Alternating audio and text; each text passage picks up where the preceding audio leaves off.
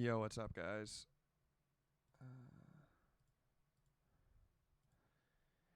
Let me know how the mic volume is.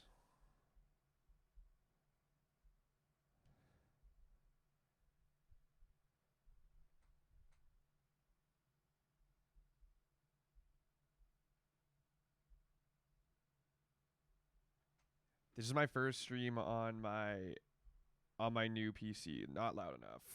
Okay.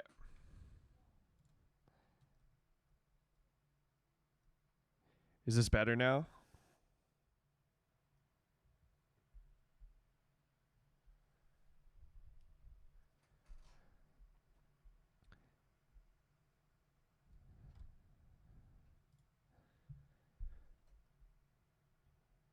Okay, cool.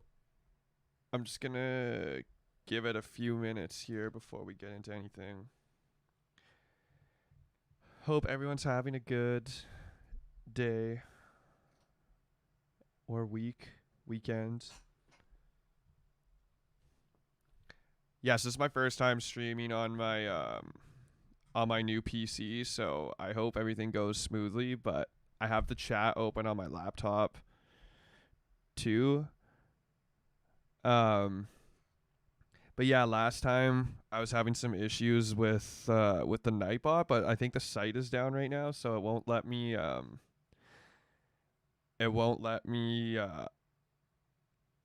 take it off. So if it starts to become a problem, then I'll have to figure something out.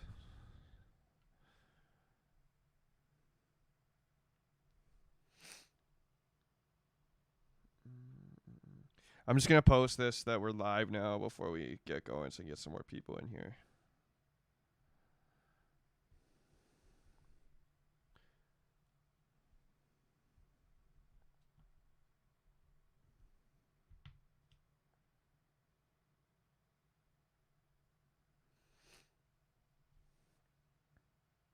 Thank you, dude. Bloodthirsty's a banger. Thank you.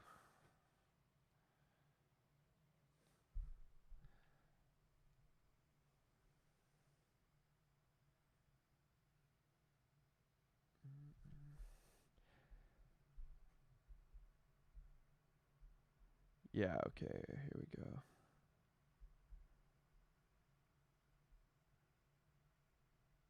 Actually, I'm just going to ban it.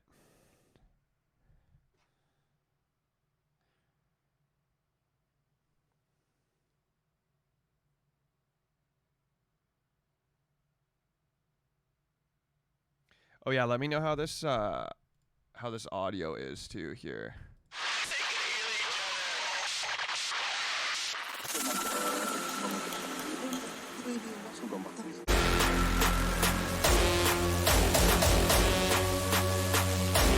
Is the audio too loud, too quiet, good?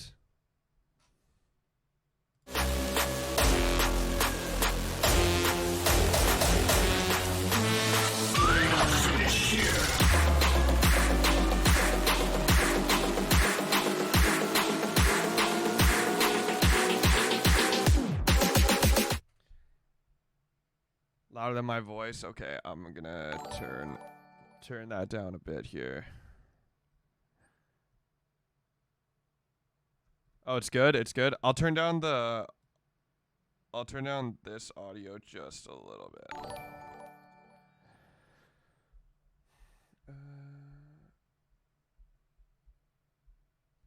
All good. Sup, Viper Active?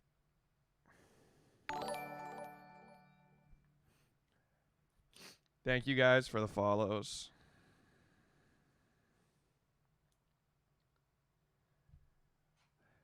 All right. Sorry, I'm still getting everything sorted out here. I'm trying to see how I can see like who's following and shit.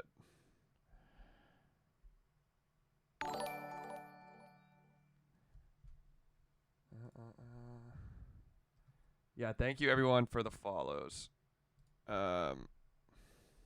Nice beard, thanks, bro. Yeah, okay, so today, we're gonna be going through my track Bloodthirsty, which was just released on Disciple Roundtable. If you haven't heard it yet, I'll give the project a little run through so you guys can hear it if you haven't yet. If you have, then you can listen again. But yeah, so I'll play it through once, and then I'll kind of go through it, and then I'll try to answer as many questions as I can, and then maybe if we have some time at the end, we can see what else we can do. But yeah, let me know how the audio is and everything if I need to make any adjustments here. So yeah, so we'll take this one from the top here.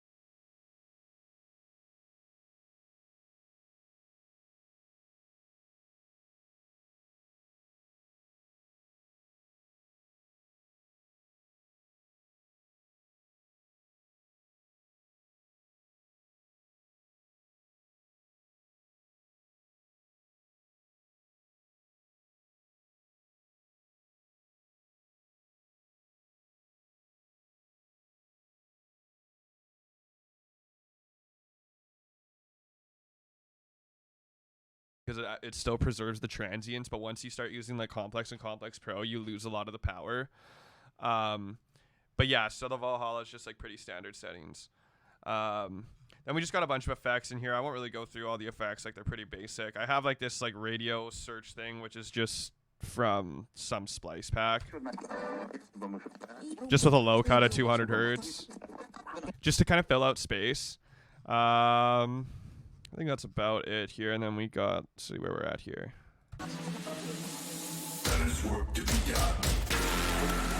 Yeah, so I have this one impact sample that I use a lot. It's from like the Leviathan pack, but it's just like, and I have some light delay on it. It's a delay that I made that basically puts it in triplets that I use a lot, because I like to write in triplets and I like to keep things consistent. Like if I'm writing in triplets, I keep most of like the other elements like delays and whatnot in triplets, because it really bothers me when there's a track that's like the build up, let's say the build up is in like eighth notes and then the drop goes into triplets or vice versa. It's always just like throws me off as a listener. So I just try to keep everything in triplets, or else it just like it completely throws the whole vibe off, in my opinion anyways. But yeah, so this delay here, I'm just gonna leave this on so you can hear it. You can hear the delays and triplets. I have like really short feedback on it, but yeah, I use this delay a lot. But yeah, it yeah. Then we got some vocals down here, which is just some random shit that I found. There's work to be done. Yeah, it's just got this vocal chain on it that my friend Crimson Child sent me. He sent it to me like a year ago. I still use it a lot, but it's basically just like some compression, grain delay, reverb. But it also helps with like adding like width to the vocal. So without this, there's work to be done. There's work to be done. So we just have like a frequency shifter, a grain delay. There's normally a Yo Man on it, but I hate the sound of Yo Man, so I just take it off every time. Like Yo Man is just, in my opinion, it's kind of overused, and like I hate when I can just don't hate it, but like when you can just pick something out in a song, say, oh, that's Yo Man. I just find that it's been done so many times, so I tend to stay away from it, but it still can be useful. But yeah, then we just got a reverb, glue compression. Yeah, Yo Man is so obvious. I just can't. I hate the sound of it. When I first found it, I was like so hyped on it, but then I just like can't. Anytime I hear it, I'm just like, oh. It's kind of like OTT, but OTT is still good. But yeah, basically just like some compression, and then, yeah, what do you know, an OTT just like at 20%, then a reduce ambience at the end to kind of clean it up a little bit. Just a sub drop up here. I think this has like an auto pan on it, basically like giving it some movement. Yeah, just to kind of like give it some more movement into the next section here. There's work to be done.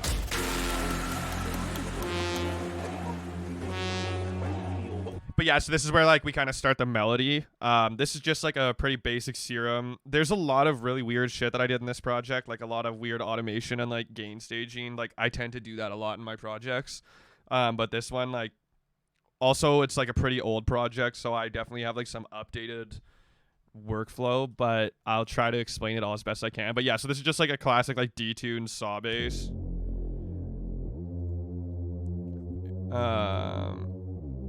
No, it should be this one. Yeah.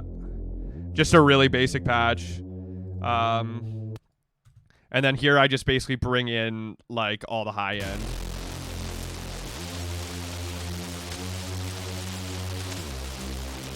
Not really anything on here. There's just some random EQs. I don't really know what they're doing here. Some filters.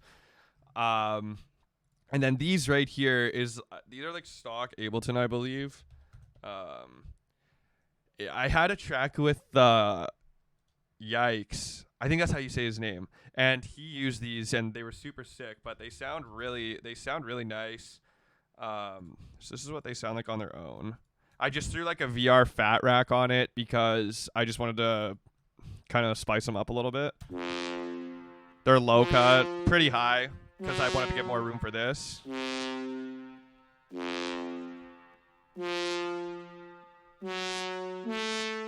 Yeah, and then some Valhalla on it to just give it some more room, some more brightness. I like to use Valhalla a lot on like instruments and stuff because it just gives them like a little bit more of an organic feel, and it's like a really clean reverb. But for stuff like basses and like percussion, not necessarily all the time with percussion, I just tend to use like Ableton stock reverb. Just because it's a little like more controlled, not as big.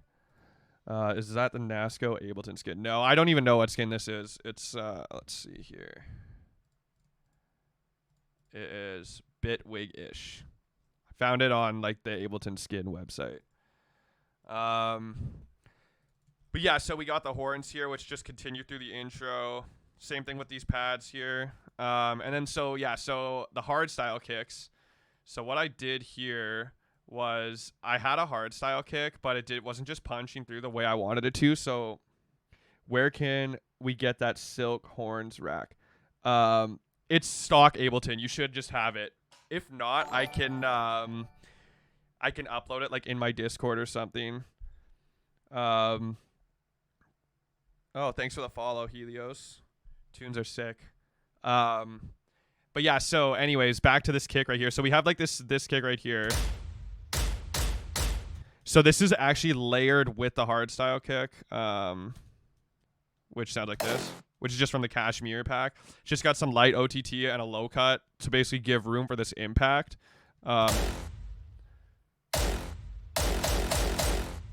So basically, so the hardstyle kick without the low cut, it sounds like this.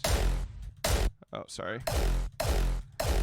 I just thought that the impact had a lot more, I guess, impact because it had a way sharper transient. And at the time, I didn't really know about the kilohertz transient shaper, else I would have used it probably on the hardstyle kick. But this impact layered with the kick just gave it so much more meat, so I left it. This imager was probably just to take out some stereo low end. We got some Valhalla on it. But yeah, so all together. And then in the context of the track.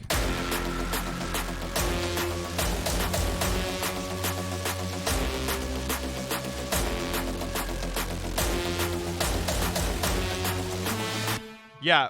So, oh yeah, and then right here, to transition, I like to always add a little glitch or something to transition into the next sections of the track. So when we go from here. So this is just some glitch that I made in Portal. I kind of stretched it out. So with the original sound we got. Then basically I added some OTT and a saturator on it, and then an auto pan, which I don't think is doing anything. Nope. So we're just doing some pitch modulation and some texture warping. I use texture warping all the time. It's so good. But you play around with the grain size.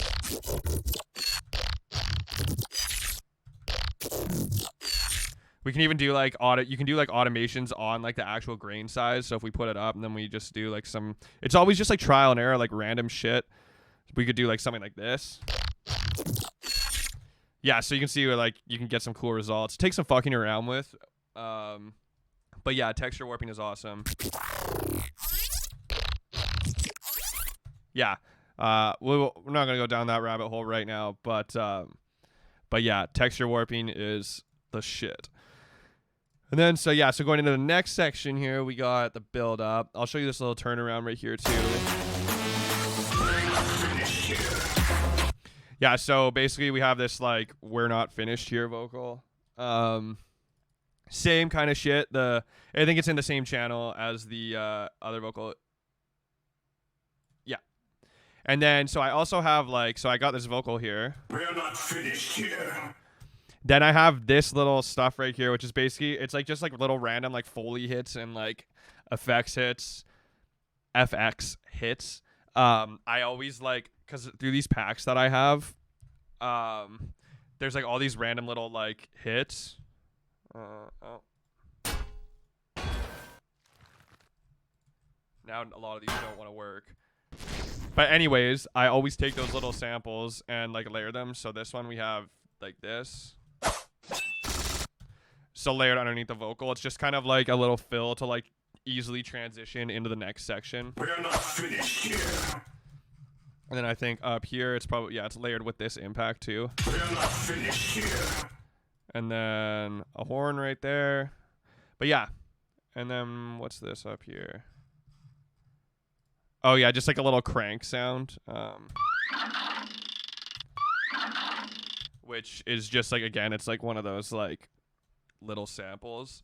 But yeah, so anyways, on to the build up here. So I'll start with the drums here. So we got like just a couple snares layered and a kick.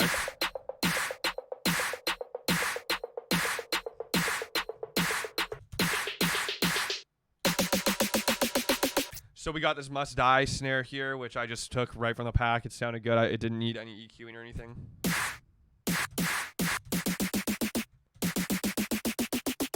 So just some transposition modulation. And this is what I mean about using the beats.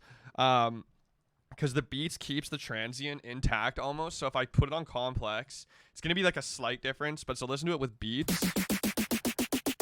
And then I keep the arrow this way. You can keep the arrows the other ways. You can move the arrows the other way, but usually when I'm doing like a pitch automation, I keep it going this way. And then so if I put it on complex, you can hear how the transient gets kind of muddy and the actual sample gets kind of muddy, but so let me just keep it on beats. Still keeps the integrity of that transient. And then we have like a cymatics. I don't know what this is right here. Yeah, just like a higher pitch snare to kind of fill that space out. Then we just got a trap snare. I always love putting a trap snare in my build-up. I don't know what it is about trap snares in build-ups. They just sound so good. But yeah, just playing like a quarter note pattern. Then we got this here, which is another trap snare. I think this one's doing a downwards pitch automation. Yeah, and then it's just coming through an auto filter.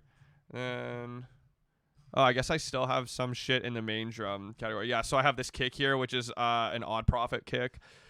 This is the same kick that I use in the drop, but it's such a good sample, I didn't really have to do any processing on it. That's a meaty fucking kick.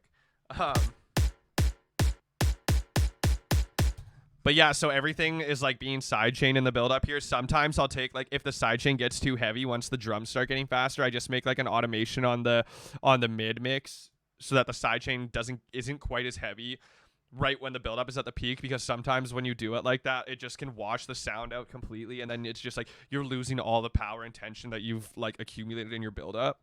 But in this case, it worked. I think it's because I had enough percussion going on that it still kept the tension and still like maintain the integrity of the build up. And then I think we just have another clap or trap snare here. Yeah, same one from the intro. So, but yeah, so we got these like synths again from the intro here. This is just another one. Just a pretty basic patch. Then the same detuned saw riser. Now I just filtered it out at the end, used some pitch modulation. Usually when I do pitch modulation, I should have done it on here. Oh, it's up 19. Oh yeah.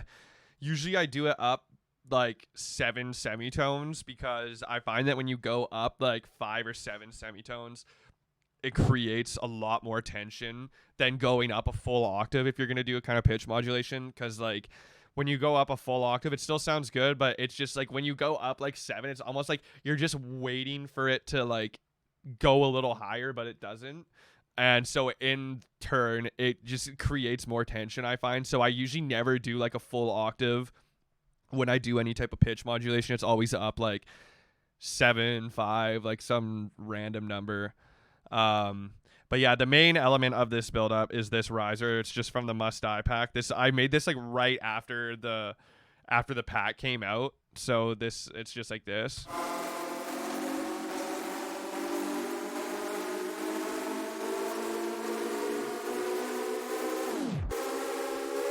Yeah, so right here I'm just doing a little tape stop effect here. Just putting it on Complex Pro. You can use the Kilohertz tape stop too. It's a clean tape stop. It works. But yeah, just doing a slight ramp down. Then we got this alarm here.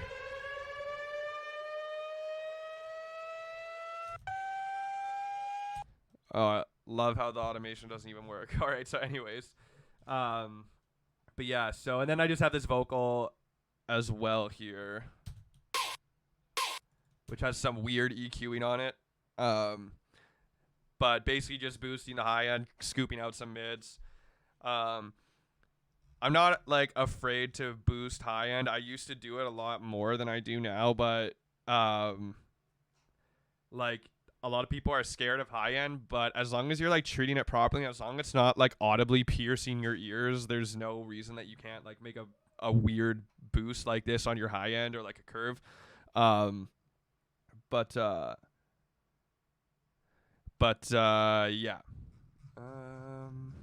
Let's see here. Oh yeah, so then the pre-drop.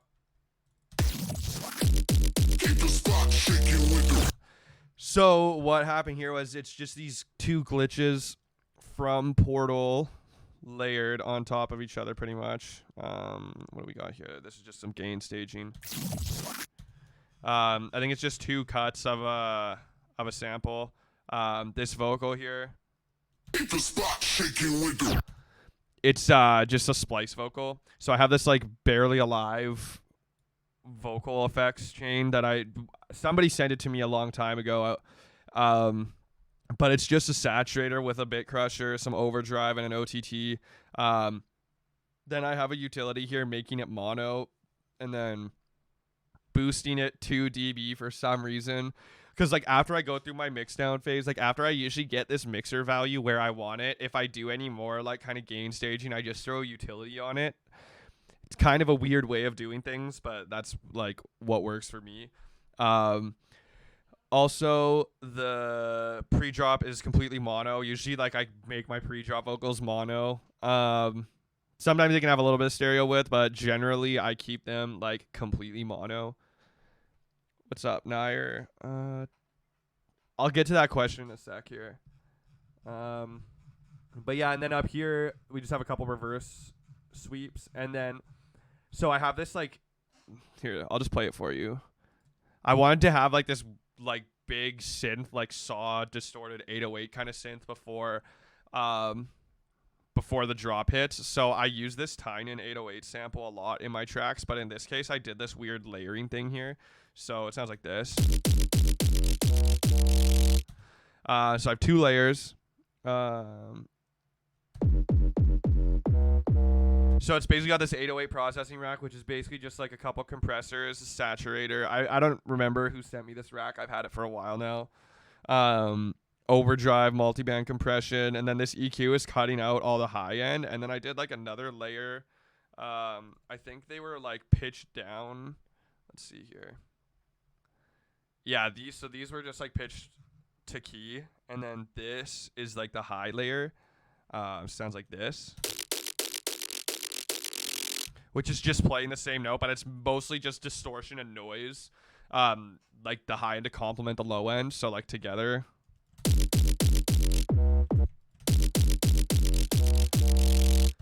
Then this utility is just gain staging again because it gets a little too loud there.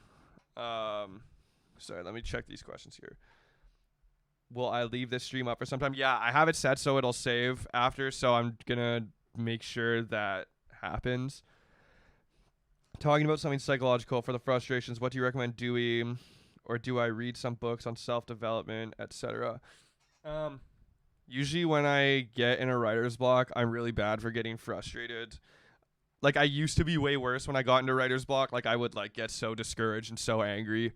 But now I kind of just know that the writer's block will pass, and I just either try to like play some video games or like just take a break from music. I'll try writing like other genres too to like get some inspiration, or like watch a movie with a really sick soundtrack,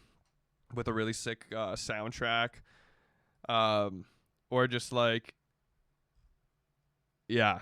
But I used to be like way bad, but now way worse. But now I try to like just work through it and not get upset. But yeah, just like try writing like different genres or like listening to stuff that inspires you. But yeah, okay, so the drop now, which I'm excited to show here. So again, if you haven't heard it,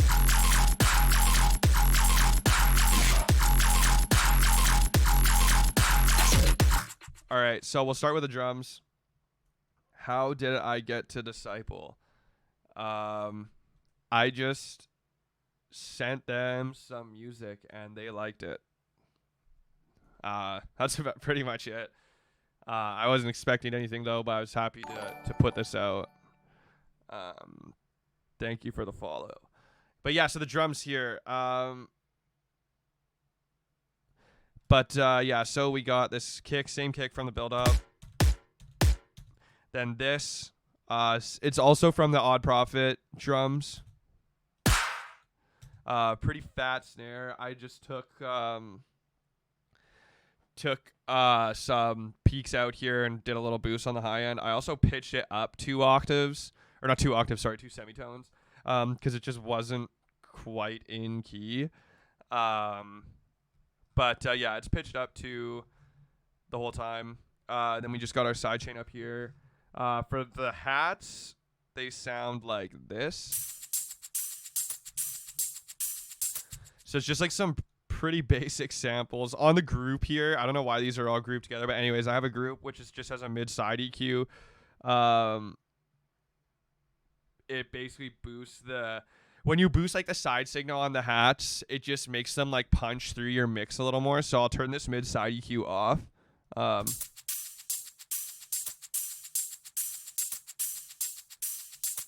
You can hear that they're like a little punchier and punching through just a little crisper.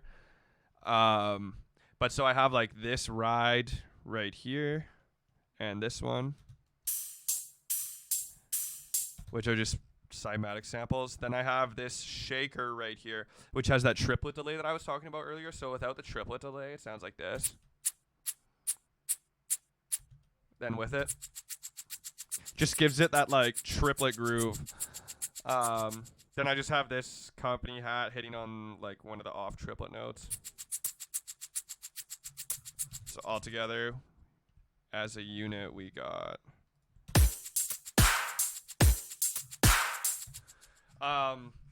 but yeah, these guys, my hats are also being run through the sidechain. Always sidechain your hats.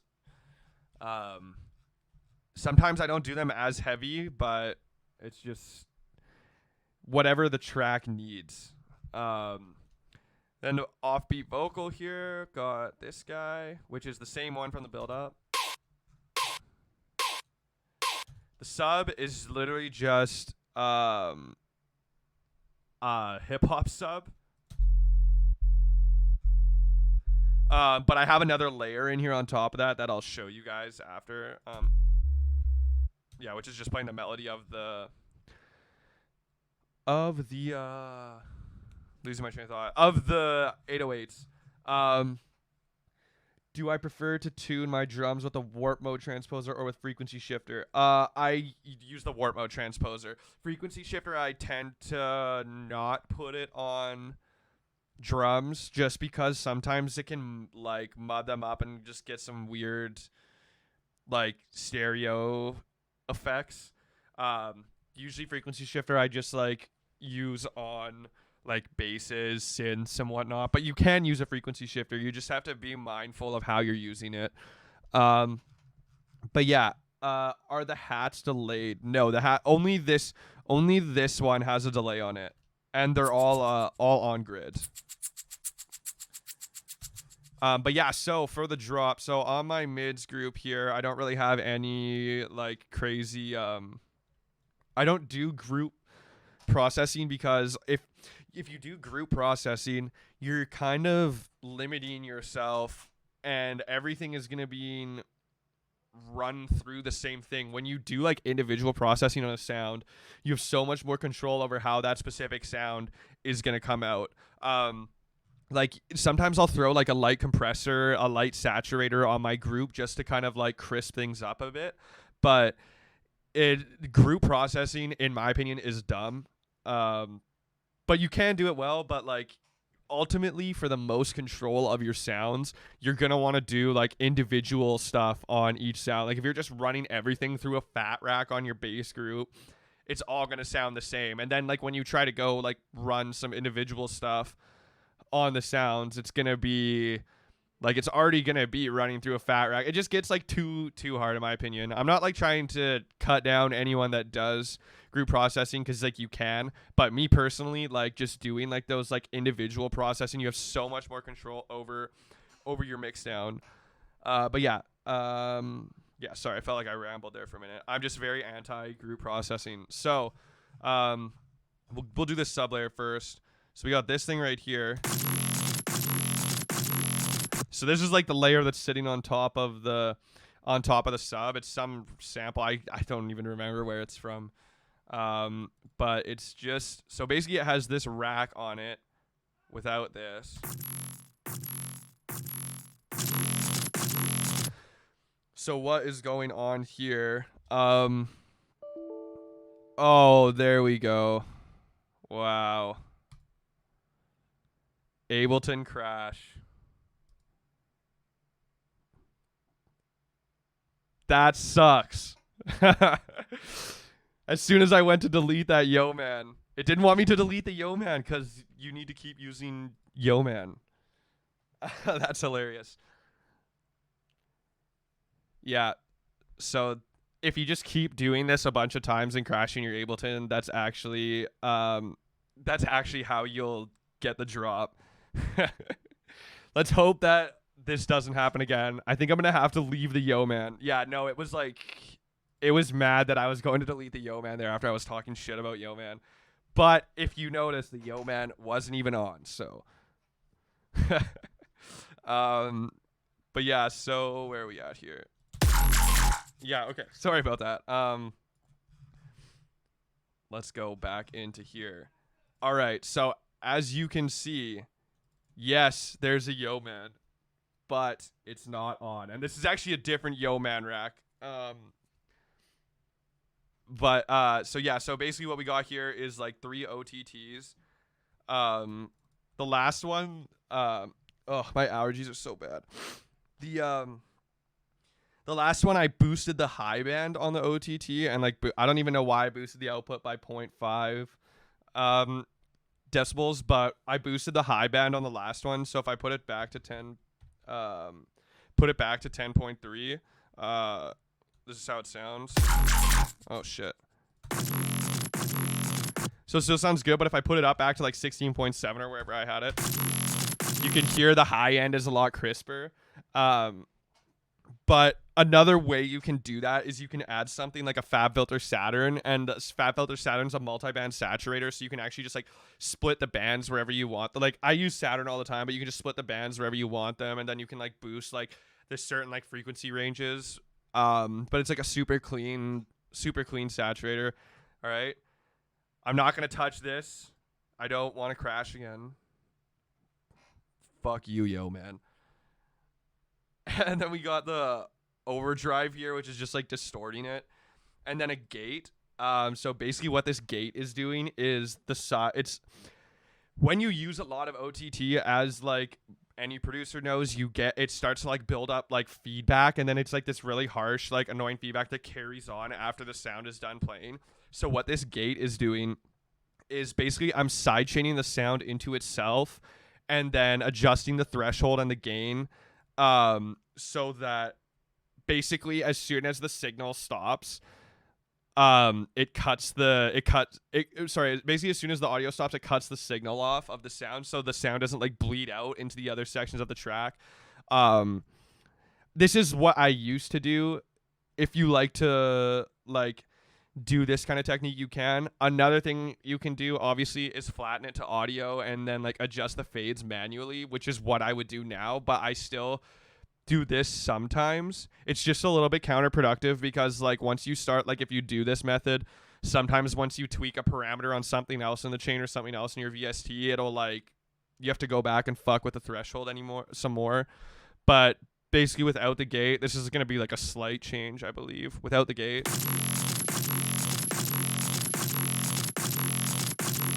You can hear like on the tail, it's like taming it a little bit and cutting the signal off.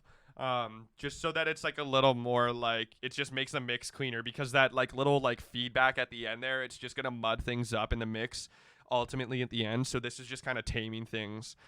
Then at the end here, we have a saturator, which is just like boosting the shit out of it. And then I have this mono utility on there, which is making it mono. So, and obviously this is low cut. This is being run through the low cut on my bass group. So this layered with my sub.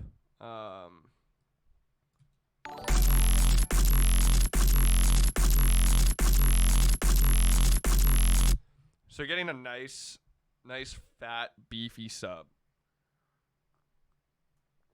But that's not how I do my sub now, but this is like a way that you can do that, like basically layering like some distorted layer on top of your sub. What do I think about producing by day versus producing by night, since many people have ideas at night? I usually produce, I don't have a set time that I produce. Usually I like wake up, I have like my routine in the morning, and then I get on my computer and like I just produce all day. Sometimes I'll produce into the night. But I never start producing at night. Usually I start during the day and I'll just go into the night. Anyways, so this guy right here, the main bass. So I'm just gonna consolidate this here. So this is just like some weird off the grid pattern that I did.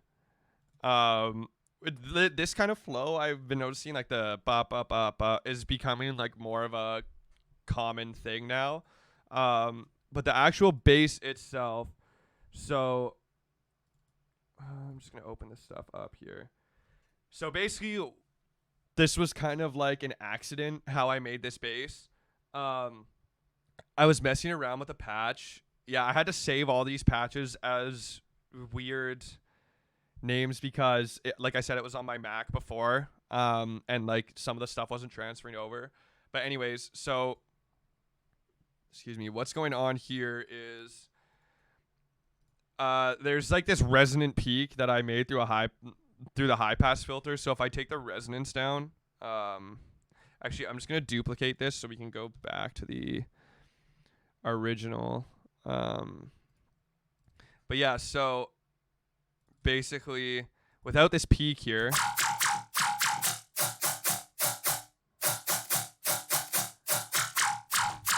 so this peak is like basically making the meat of the sound. So I'm actually using like you see like guys like Virtual Riot do this, like they'll make like resonant peaks and then actually use that to form like a timbre on a sound. So basically this oh, what's up, Zempra? Yeah, so basically the cutoff here is gonna control the, I guess like the actual note. So if I move the cutoff, if we move the cutoff down a little bit, so we can actually get like some pretty interesting sounds there just by moving the cutoff here. But I liked where it was. Oh shit. But yeah, so then we just have this really short, sharp LFO on the cutoff as well. We have the fat up a little bit as well. And the drive is pushed up on the filter as well. Then we just have like some pretty basic wavetables, like just a monster with some FM. We can probably get like some cool results too if we like push the FM. No, never mind. Thank you guys for the follows. But yeah, effects wise, there is a tube distortion, an EQ with a couple other peaks that are being basically modulated on each other. So if you look at this,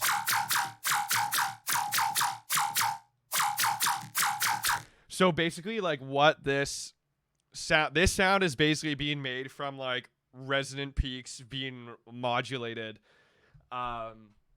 But like, so I basically use the EQ that in Serum to make a couple other peaks, but these ones aren't as sharp. Then a compressor, like multi-band compressor built into Serum.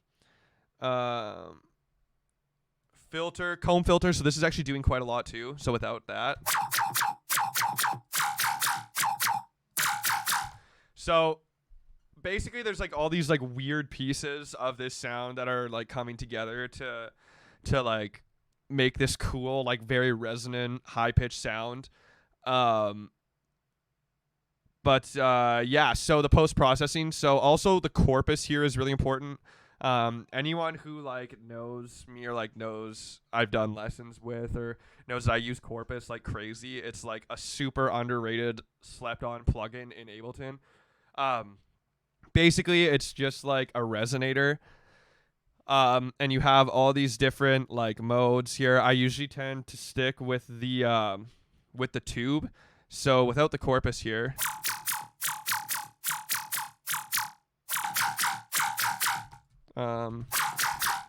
So I did something kind of weird with this corpus. So it has this LFO here. So with the LFO, without the LFO on the corpus,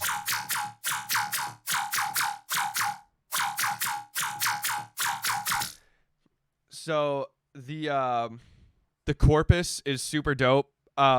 Basically I have it mixed in slightly. This basically controls the amount of decay of the resonance that we're gonna have.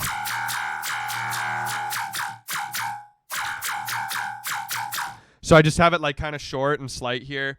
The fine tune knob. So this track is actually in F, but for some reason when I put the tune knob to D sharp, it like, I don't know, like almost like acted like against the resonance to give it like a nice timbre. So if I put it up to F, which is what I did like a few seconds ago.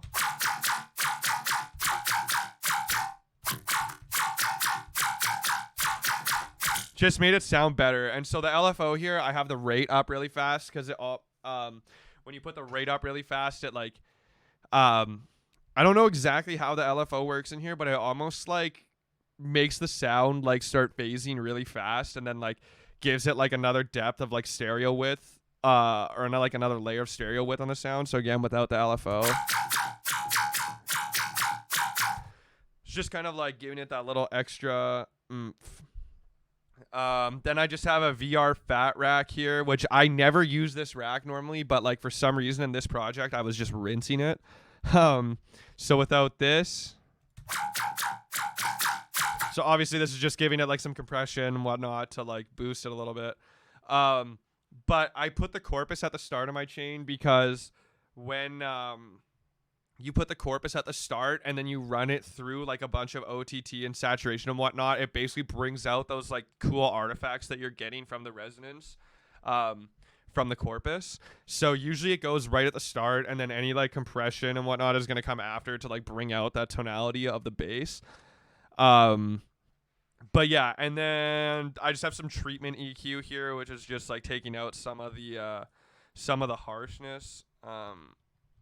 So without these EQs.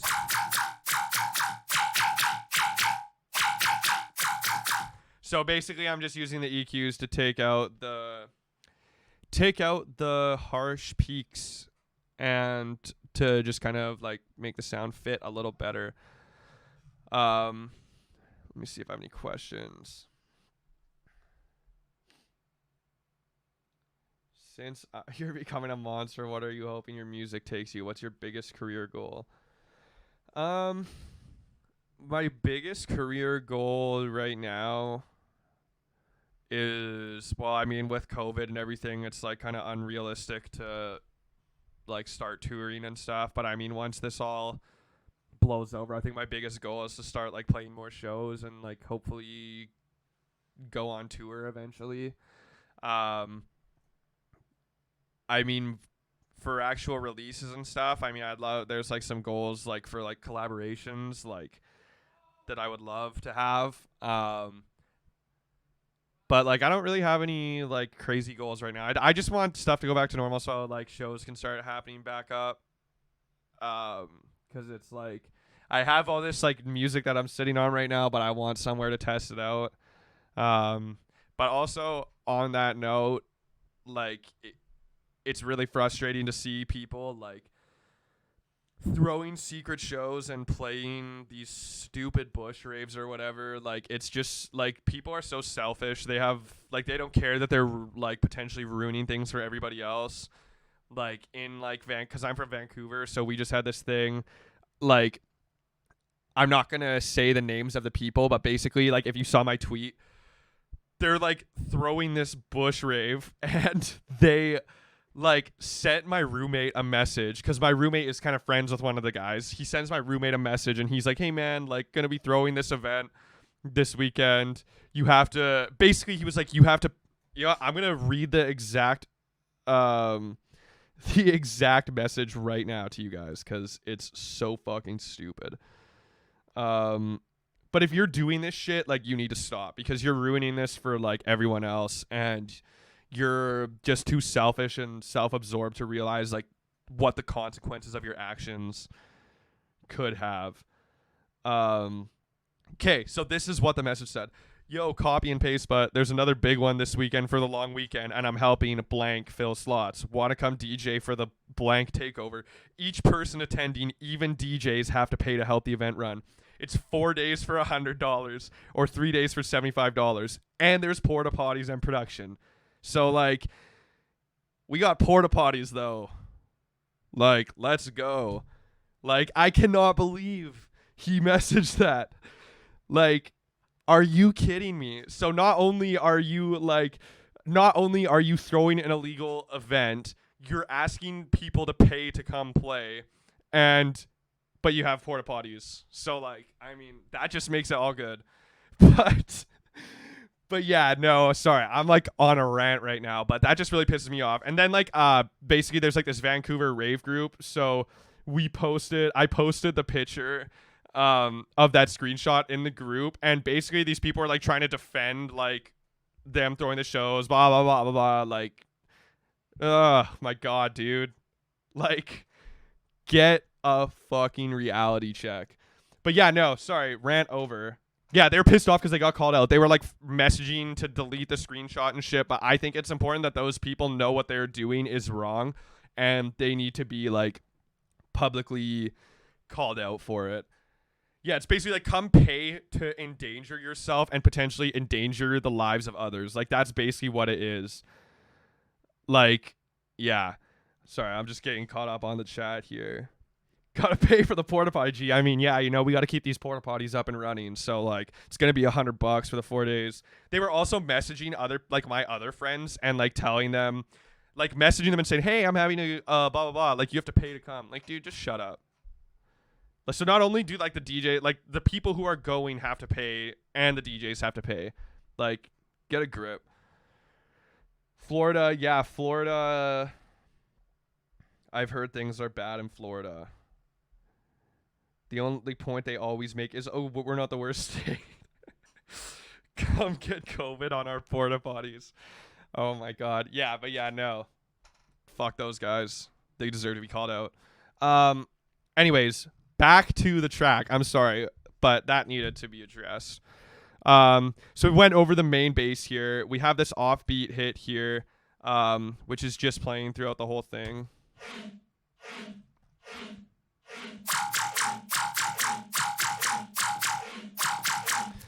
Basically this was just like, I don't know, but there's like a Pro R on here to help like with the position in the stereo field. Pro R is really sick for layering. I like to use it on stuff that's like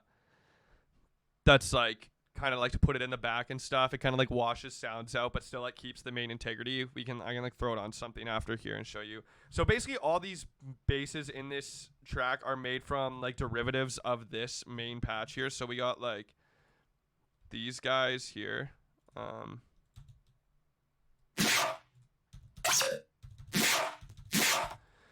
So same kind of thing here. Same patch. It's just got like a little bit less resonance. Same filters and shit, just different LFO. But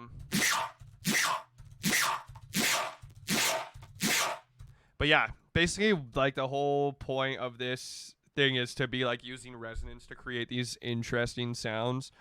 And we got this one right here, which is like same kind of thing. Yeah, it's all like I said, it's all derivatives of the same patch, so I'm not really gonna go too much in depth on those. Yeah, that's pretty much it. Let's see here.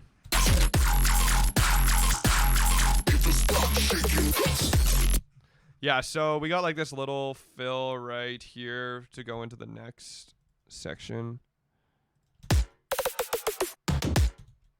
So we have this snare that I resampled to basically like automate the pitch to like make it go down, so it like just sounded better than just like a little roll. But we got on beats again. Then we got these toms right here, which are from the Leviathan pack. I don't think these have anything on them. Yeah. And then we got the same vocal down here. But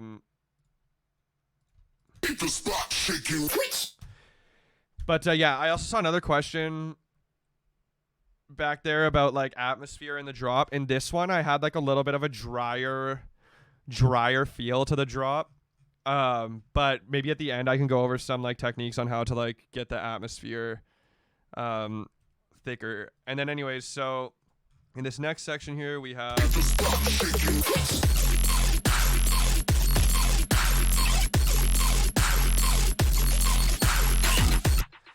so oh yeah, another thing too, I just heard it up here. We have where is it? You know what, never mind. We'll just go on to this. So basically these basses are just this is like a bass that I made for like when me and Charlie Zane did our track. I made this bass for it. We ended up not using it, so that's why it's called CZXJ. Basically it's like some basic shapes with some FM, a high notch filter, and a scream low pass filter, which I never normally use. But in this case, I liked the way it sounded. So we got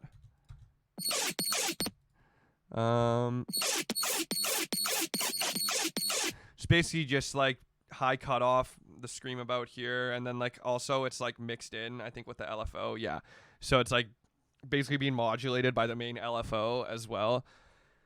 Hyperdimension, distortion, just like a super basic patch. This macro is on, oh yeah, the LFO rate, B octave. Yeah. Again, here with the corpus. So without the corpus.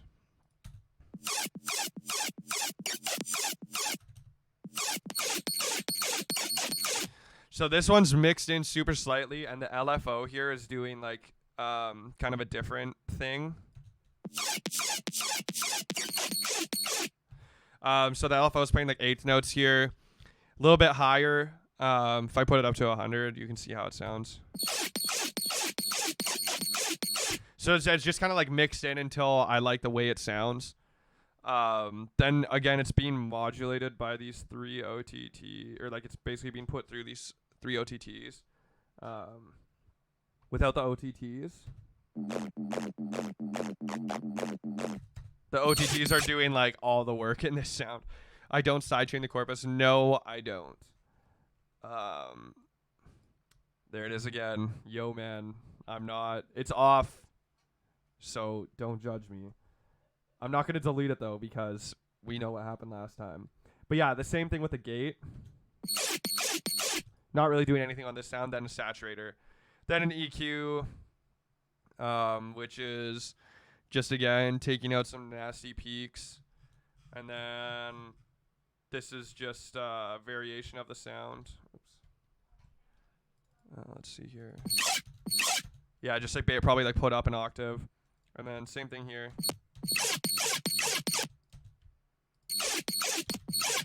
Yeah, just like with some parameters tweaked to like, because if you tweak like the FM or the sync or whatever, it just like gives the sounds like some more interesting timbres. But yeah, it's like same kind of thing here.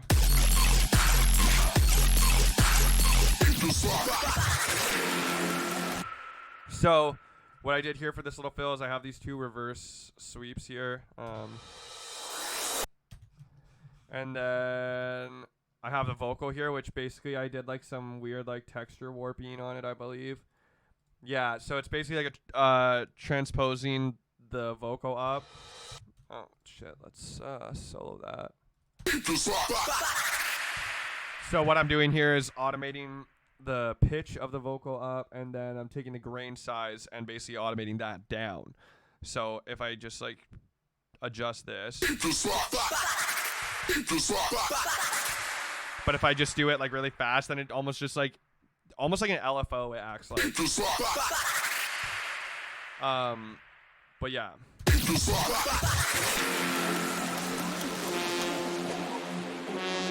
Same idea here for the break. The only new thing is I introduced this synth.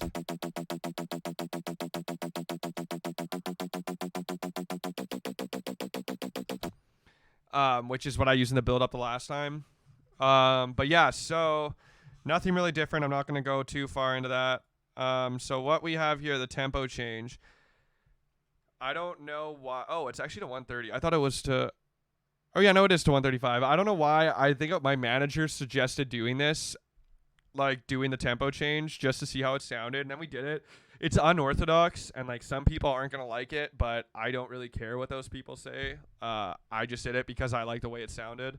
Obviously, it makes it harder to mix, but it was just something to like give the track a little more character.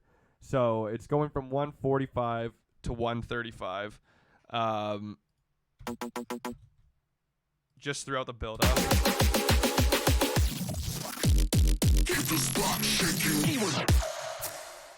And then in this pre-drop, I did something a little different. Instead of using the 808, I used this sample. The same one as my sub layer. And then I have this like vinyl stop effect. And then we're going into the fake out.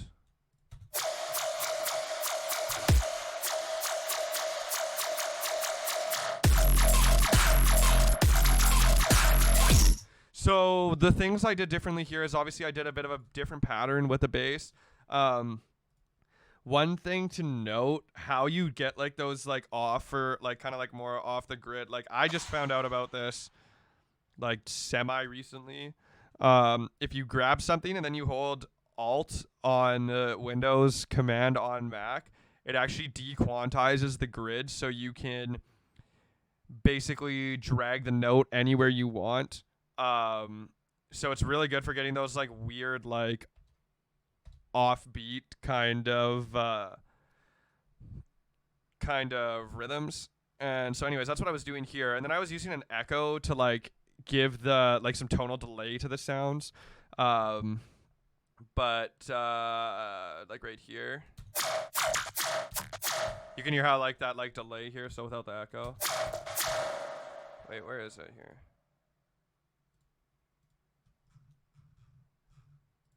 Is there another echo on here? Oh, it's because I'm on the wrong sound. But yeah, so anyways, without the echo,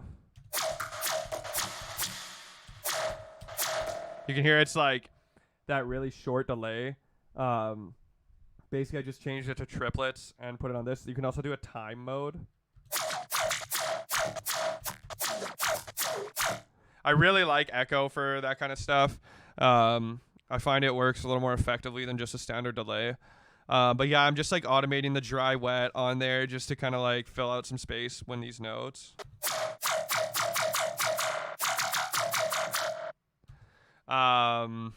Anything else on here? Not really. It's like the same sounds. And then it's just like playing back and forth with these sounds. Yeah, like a throw effect. Like it's like this. I use it the same way that I'd use like a reverb throw.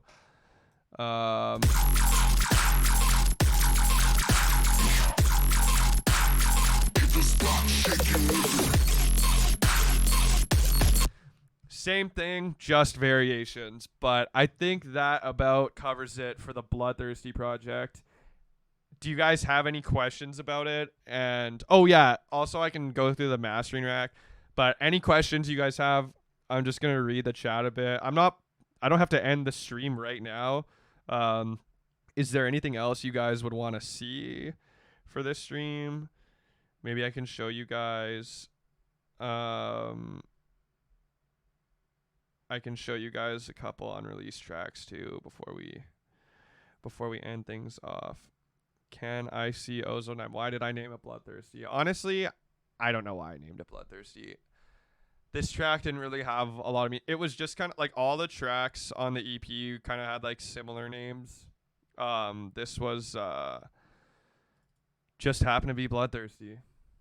So yeah, for the master on this, what's my personal EP favorite? This EP is not a thing anymore, so I don't really have any, like, this would have been my favorite off the EP, but I have a new EP. Sorry, I'm losing my train of thought. In my new EP, which is coming out in the fall, which I absolutely can't wait for you guys to hear. It's like a lot of different stuff than I normally do. But it's like a completely like kind of new style that I'm going for. So I'm like can't wait for it to come out. It's coming out on like one of my absolute favorite labels too. But yeah, maybe I'll show you guys one of the tracks off the EP. But yeah, the master chain, nothing really on the master here. It's just an OTT at 8%. I don't really put OTT on my master. In this case, I did. Ozone 9 is just a stereo imager setting everything from 130 hertz and below to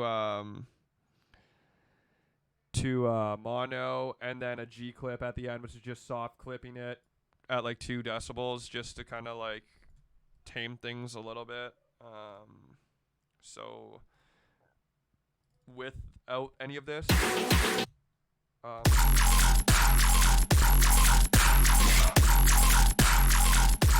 it's just kind of like taming things a little bit. I asked you yesterday, interested in seeing the patches you use for the digital layers in the Barely Alive remix. Yeah, we could probably open that project up here. You guys, let's see here. Oh god, you guys are seeing some project names on here that I shouldn't really have open. Yeah, let's go into the Wampum remix.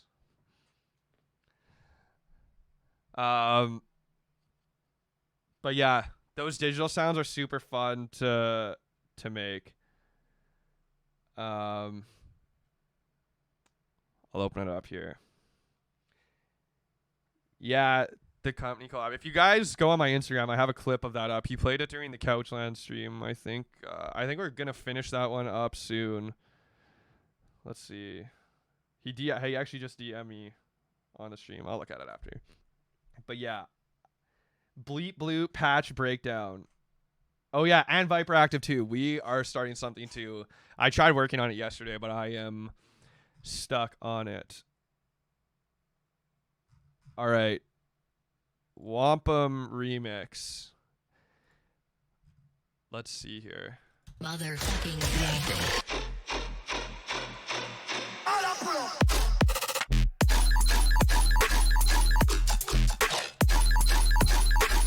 Yeah, so I actually have a group here called Boops, and it's for Bleep Boops. Let's see. Yeah, so this guy right here. So these patches are super, super simple. I'm not going to go into like too much detail with them because I don't want to give away like too much because I love these things. That project you're talking D-Fire. Yeah, so basically like the frequency shit. So basically it's like a sine wave being modulated by like this step LFO with some ring mod and some down sample. these macros basically just control the timbre. Let's see here.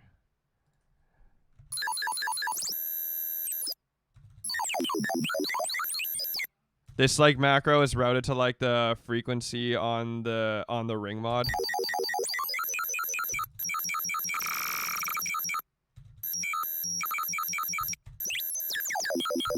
But yeah, we can get like some cool sounds here, and then this is just controlling the bit crush amount. VR has yeah. So I realized after that this is like pretty similar to like how he did that. Also, I think this is, yeah, you can also, on his, he puts this on the octave. You can do that as well. I like to do it on the ring mod cutoff. So basically, let's get this back to how it was here. Anyways, that's like basically the gist of it. Then these are just like variations. Frequency shifter on them too, to basically like the frequency shifter is just doing like the pitch. And then right here we got this one. And then these are all like basically being layered with the like, so basically like this actually was like super simple. It's literally just the main sound with a frequency shifter on it. Without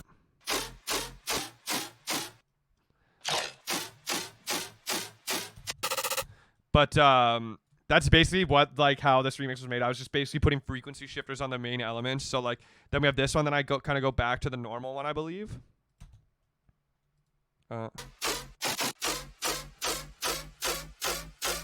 And then it's like pitch modulation. Then this guy right here is like another one of the original stems,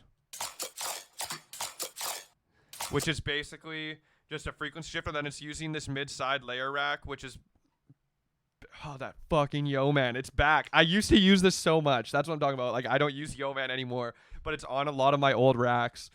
But basically this is just like a mid-side EQ. I'm like basically cutting all the mids out and then pushing it on the sides to like fill the space out and make the layers more cohesive. So like, so basically you can hear like the other bass is like sitting farther back on the sides, and then this is like kind of more centered, not like mono, but like basically the sounds are like sitting almost like on top of each other, and like complementing each other without competing for the same space, like in the stereo field. So I like to use a lot of like Haas effects and like mid-side EQs to like actually like adjust like the placement of where the sound is in the stereo field. Like I can get like pretty nitty gritty with it sometimes, like on some of my newer projects. Like I get like a lot more like deeper with it, but this was just kind of like easier. And this is all mono, by the way, all of these sounds. Also, I use transposition on the basses. Let's take a look here. Yes, I did. And also, I am a fraud. You're right, Marco. Is the stream finishing? No, like I'm down to keep going. If you guys want to like do anything, like I'm down to go for a little longer. It's like 2:13. I could probably go for like 10 or 15 more minutes. If you guys want to do something else. But yeah, so anyways, back to this on this group here. I have all the boops in this group. Or actually, no, it's not completely mono. So this plugin, Viper Active showed me Wider by Infected Mushroom, free plugin, one knob plugin. Basically what it does is it adds stereo width to sounds, but like even no matter what I do, or like no matter how wide you push it, it doesn't phase the sound out. So I have it at 30% here. So let's see here.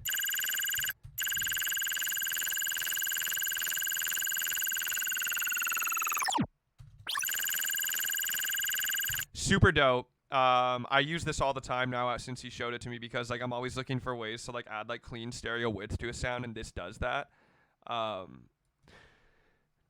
10-minute drop challenge. Maybe not today, but I think I'm going to do another stream sometime this week, and we can do like some sound design and like maybe like try to start something. Can I talk about my strategy for a clean, loud mix? I think in the next stream I'll show some of the bass weight projects? Maybe. I feel like most of my streams so far have been like project breakdowns. But I maybe like in a little bit. Those tracks are still pretty fresh. Fat Filter Saturn on these guys, which is just boosting like the high ends, high mids. And then Pro Q3 with just like a dynamic EQ. Yeah, so clean loud mix. I'll get to that in just a sec, bro. Wider drives me crazy. I swear it creates an odd sound, kind of phasey. I haven't noticed any issues with it. I could be tripping out, but I haven't had any problems with it yet. Do a quick scoping montage. No, I'm too good. But yeah, no. The sub in here is just this guy. And then we have like an offbeat vocal. But yeah, so for a loud, clean mix. Yeah, dude, I haven't noticed any phasing issues with wider. Like all my results that I've gotten have been pretty clean. I don't know. I'll like if I get any issues, then I'll definitely like look into it. But I haven't noticed anything. Hip hop sub goated for sure. Yeah, I don't really like. I use hip hop subs still a little bit, but I like to add like layers on top of it now. But yeah, let's see here. Loud clean mix. I just make sure like my biggest tip for that would literally just be like EQing everything, saturating. I don't like do any like crazy like technical like limiting or anything on my mix. Like usually I just like I tend to just like clip everything in my mix, not so that it's like audibly distorting, but like I'm not scared to clip anything in my mix as long as it still sounds good and it's not like squashed or sound like shit. Like there's no reason why you can't clip something. Like some people just say like you can't clip, but I think like clipping for my mix down, clipping is like an essential part of all my groups at -15. Yeah, but I also have a utility on the master which is at +15. So basically, if I want to do any weird clipping or gain staging, because I learned this from a company stream, because Ableton's mixer you can only push up to +6 dB. So this basically gives you room to do like some crazy shit. But yeah, just like, don't be afraid to clip, but also like the biggest tip is like use your ears, because like using your ears is realistically the best thing you can do. Like if something sounds like shit, then don't do it. But if it sounds good, then do it. Like it's pretty straightforward. But I mean like actual like technical mix down tips, I would just say like everything should have an EQ. I've been moving a little bit more away from OTT. Like you can see like on a lot of these things, like where are we at here on the boops? I don't even have any OTTs on them. I'm using the built-in OTT from Serum, but I'm not slamming everything through an OTT because I'm still trying to like retain some of the integrity of the sound. But like none of these guys like really have any OTT on them. I have this sound here, which has just a multi-band compression preset from Ableton.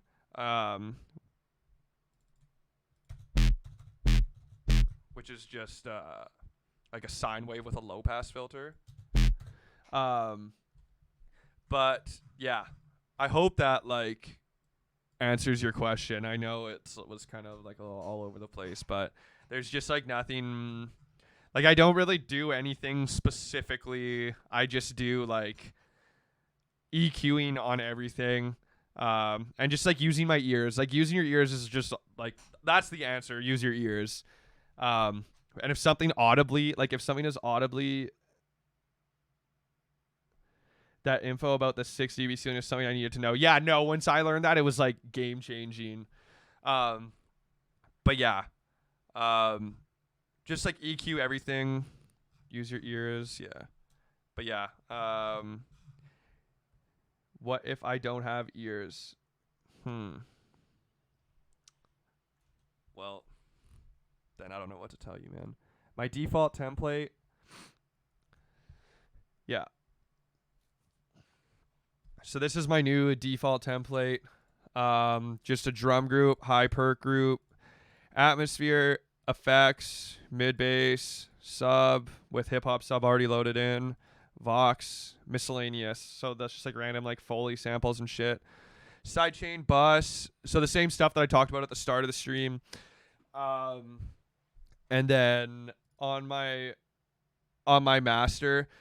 So what's the thing with the ceiling? Okay, so basically what I have on my master is a utility at plus 15 and all my groups are at minus 15, so that basically if I want to do any weird gain staging / clipping, the Ableton mixer only goes up to 6 decibels. So basically by doing this, you're giving yourself more room to be able to like push things past that 6 decibel ceiling essentially. I hope that answers the question. But yeah, also I have a mono and a side utility on here. So basically, again, all of this like I learned from like company streams. He had this template and instantly I was like, okay, that's like would help my workflow a lot. So this mono is routed to my R key. So if I just hit R, it'll set the track to mono so I can check my mono capability. This sides is set to my Q, so I can just like put the track, like check the sides. And then this master rack is just something that's just on here. I can like test to see how it's sounding. It's basically just in a mid side EQ, a DQ, and a soft clipper.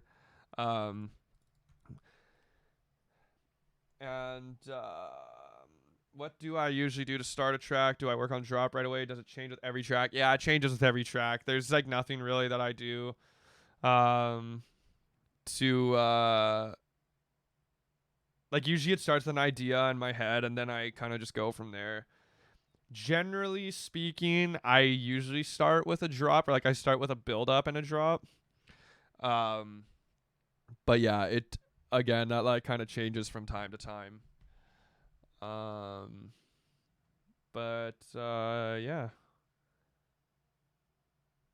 Let's see. Is there anything else that I'm missing here?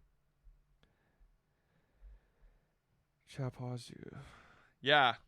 I mean, I don't really have anything else I'd want to go over, like that that me personally I want to go over, but